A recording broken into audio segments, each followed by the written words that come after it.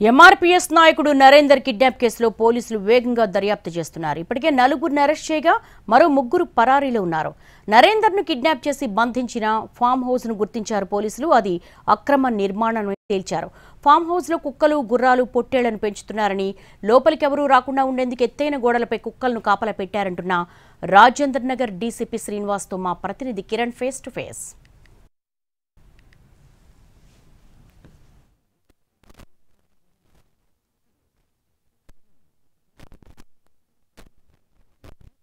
MRPS నేత Narender kidnap case సంబంధించి మనతో పాటు మాట్లాడేందుకు రాజేంద్ర డీసీపీ శ్రీనివాస్ గారు ఉన్నారు. శ్రీనివాస్ గారితో మాట్లాడడం. శ్రీనివాస్ గారు, మీరు ఫామ్ హౌస్ ట్రేస్ అవుట్ చేశారు కదా, సో ఎట్లా ట్రేస్ అవుట్ చేశారు? అసలు ఈ కిడ్నాప్ కేసు సంబంధించి ఏంటి? కిడ్నాప్ అయిన వ్యక్తులు ఇచ్చిన క్లూస్ మీద ప్లస్ టెక్నికల్ ఎవిడెన్స్ మీద మా ఎస్ఓటీ ఆఫీసర్స్, డీసీపీ, ఎస్ఓటీ వీళ్ళందరూ ప్రయత్నం చేసిన తర్వాత ఈ ఫామ్ హౌస్ ని కనుక్కోవడం జరిగింది.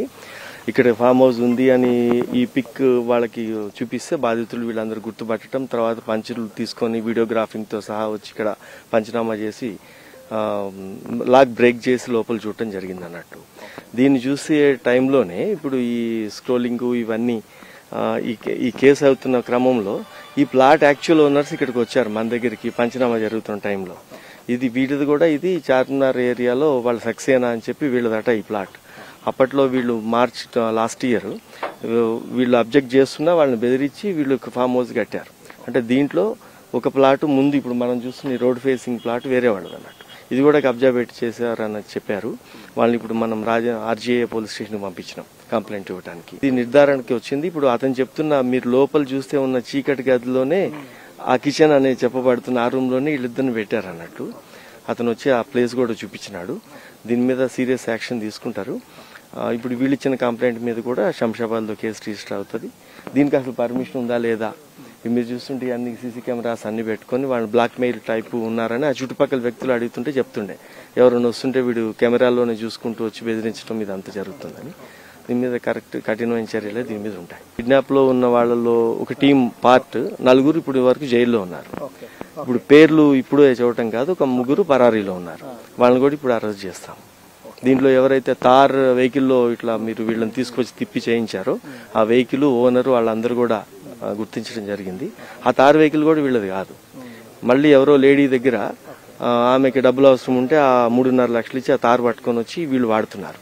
కాబట్టి దీంట్లో వాడే భూమి, దీంట్లో వాడే వెహికల్, దీంట్లో వాడే ఏది కూడా వాడిది కాదన్నట్టు. పేర్లు వాళ్ళే కాదు. అశ్విని గారి పేరు మీద వీళ్లే దొంగ పిటిషన్ వేయటం. అది అక్కడ భూమి అయినా ఇక్కడ భూమి అయినా వేరే వాడిదే. ఇది సీరియస్ యాక్షన్ ఉంటుంది దీంట్లో. బ్రదర్స్ ఫామ్ హౌస్ అని ఉంది. సో ఈ ఫామ్ హౌస్ నిర్వహిస్తున్న వారు కూడా అడ్వకేట్ అని తెలుస్తుంది, అక్బర్ అని అంటున్నారు. దీంట్లో క్లారిటీ ఏంటి? ఇదంతా ఎంక్వైరీనే. ఇప్పటికిప్పుడు అన్ని మాకు తెలిసి ఇది, కానీ ఇప్పుడు దీంట్లో సీక్రెట్ అవసరం ఉంటుంది కాబట్టి వాళ్ళని పట్టుకునే వరకు ఇది బ్రదర్స్ కాదు, మీర్స్ బ్రదర్స్. ఓకే, ఇతనిచ్చే కంప్లైంట్ ప్రకారం మీర్ అలీ అని చెప్పి వాడు బెదిరించాడని, మీర్ అలీనే వచ్చి కబ్జా పెట్టాడని అంటున్నారు. మిగతా వాళ్ళందరూ కూడా వస్తాయి లిస్ట్. బృందావన్ కాలనీలో ఈ 1000 గజాల కబ్జాతో అసలు ఇదంతా బయటకు వచ్చింది. అక్కడ కూడా అలానే ఒక ఫేక్ పేరు పెట్టుకుని హైకోర్టులో వేసి పోలీస్ నాట్ టు ఇంటర్ఫియర్ అని ఆర్డర్ తీసుకొని వచ్చి అక్కడ పోలీసులు కూడా ఎదురు తిరిగినందుకే ఫస్ట్ అరెస్ట్ వాళ్ళని తెచ్చి లోపల వేసినందుకే అన్ని బయటకు వచ్చినాయి. ఈ ఫామ్ హౌస్ కూడా ప్రస్తుతం సీజ్ చేయనున్నారు. అలాగే ఈ ఫామ్ హౌస్ ఎవరు నడిపిస్తున్నారు, అలాగే ఇల్లీగల్ గా ఏ విధంగా కన్స్ట్రక్షన్ చేశారు, ఇందులో కిడ్నాప్ కేసులో ఎవరెవరు ప్రమేయం ఉందనే మాత్రం పోలీసులు వివిధ కోణాల్లో దర్యాప్తు చేస్తా ఉన్నారు.